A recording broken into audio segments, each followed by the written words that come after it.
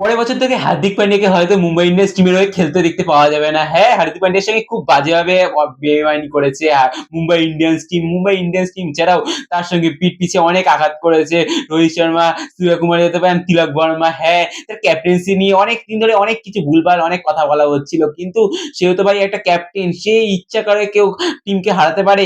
তার কষ্টটা কেউ বুঝতে পারেনি, তার ক্যাপ্টেন্সিকে আরো সহ্যই হচ্ছিল না, সেই কারণে সে বাধ্য হয়ে আনফলো করতে বাধ্য হয়েছে সূর্যকুমার, তিলক বর্মা, রোহিত শর্মাকে। হ্যাঁ ভাই, তার সঙ্গে খুব বড় বেইমানি হয়েছে। আর মুম্বাই ইন্ডিয়ান্স টিমকেও ভাই আনফলো করে দিয়েছে বাধ্য হয়ে। হ্যাঁ, তার সঙ্গে যত কোলাবরেশন ছিল মুম্বাই ইন্ডিয়ান্স টিমের সঙ্গে সব ভাই রিমুভ করে দিয়েছে। এমনকি শেষ পর্যন্ত সে বাধ্য হয়ে সে ফলো ব্যাক করেছে, কিন্তু ভাই অরা থাকলে ভাই হার্দিক পান্ডিয়ার অরা থাকা দরকার ভাই, কাউকে সহ্য করতে পারে না, সে যত বড় প্লেয়ারই হোক। সে যদি রাগ থাকে সে রাগ বুঝতে পারে না, সে যত বড়ই বড় প্লেয়ার হোক। হার্দিক পান্ডিয়াকে যদি কারোর পছন্দ হয় না, ক্যাপ্টেন্সি হয় না, তাই করেন না, ক্যাপ্টেন্সি করাতে কে বলেছে ভাই? হার্দিক পান্ডিয়া সেতে ক্যাপ্টেন্সি কেউ নেয় না ভাই, ক্যাপ্টেন্সি করাও খুব ঝাড়ের আছে।